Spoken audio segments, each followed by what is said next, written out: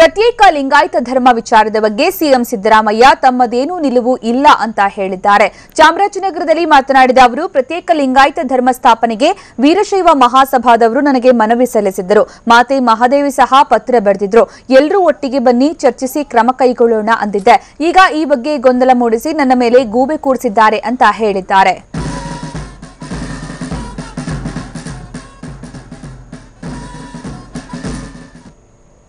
ಯಾವುದೇ ನಿಲುವಿಲ್ಲ, ಸರ್ಕಾರದ್ದು ನಿಲುವು ಯಾವುದೂ ಇಲ್ಲ. ಏನಾಗಿದೆ, ತಪ್ಪು ಕಲ್ಪನೆ ಆಗ್ಬಿಡದೆ.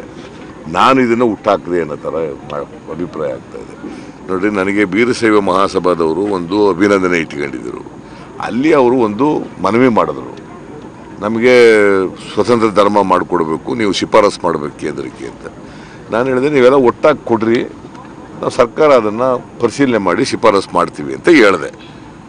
What is wrong in that? ನಾನೇ ಹುಟ್ಟಾಕಿದ್ದಲ್ಲ, ಅವ್ರು ಮನವಿ ಮಾಡಿದ್ರು. ಅದ್ರ ಜೊತೆಗೆ ಮಾತೆ ಮಹಾದೇವಿ ಆಯಮ್ಮನೂ ಒಂದು ಪತ್ರ ಬರೆದ್ರು.